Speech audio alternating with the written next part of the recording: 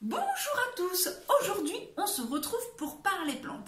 Et une plante qui fait de temps en temps parler d'elle puisque nous allons parler de l'attrape-mouche ou Nepenthes. Alors c'est parti, je vous en dis plus.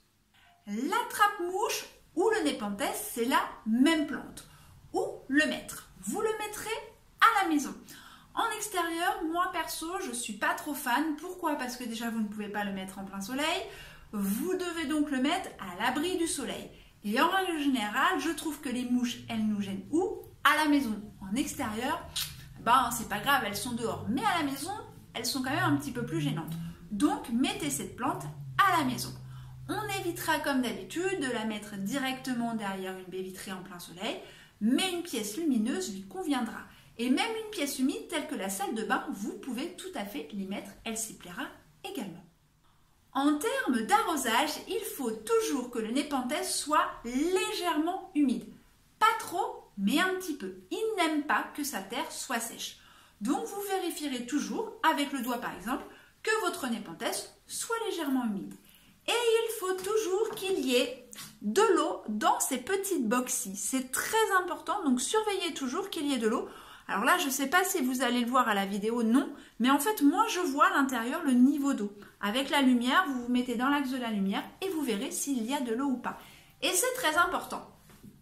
Pourquoi est-ce important de mettre de l'eau dans vos bogues? Et comment fonctionne ce système d'attrape-mouche?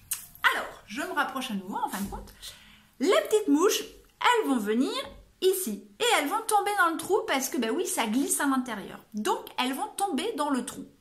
Et à l'intérieur, il y a de l'eau. Donc, en fait, elles vont se noyer. Et après, la plante va les digérer.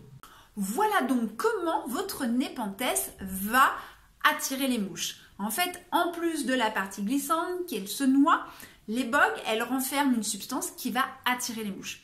Est-ce que ça va vraiment enlever toutes les mouches? Non. On est vraiment sur quelques mouches. Si vous avez 15 mouches dans la maison, ça ne va rien changer. Mais ça va quand même en enlever quelques-unes. Et puis c'est quand même plutôt joli, c'est rigolo, ça fait exotique. Donc voilà, on joint l'utile à l'agréable.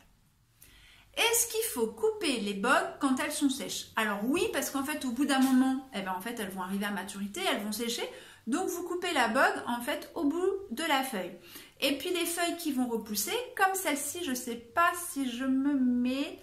Là, vous allez peut-être voir, en fait, ici, là, c'est une future bug.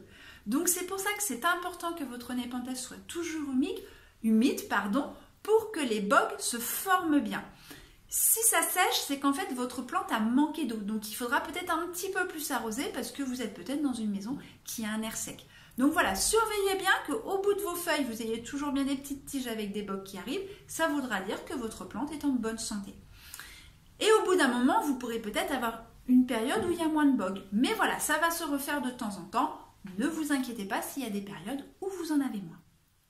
Vous l'aurez donc compris, le Nepenthes, c'est une plante rigolote à regarder, utile, et puis qui est quand même sympa et qui va mettre un petit peu de verdure dans votre intérieur. Donc, comme je dis souvent, vous n'avez plus aucune raison de ne pas avoir de Nepenthes ou attrape-mouche à la maison.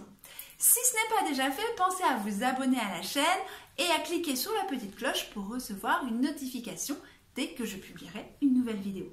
Et si c'est déjà fait, tant mieux, bienvenue au club.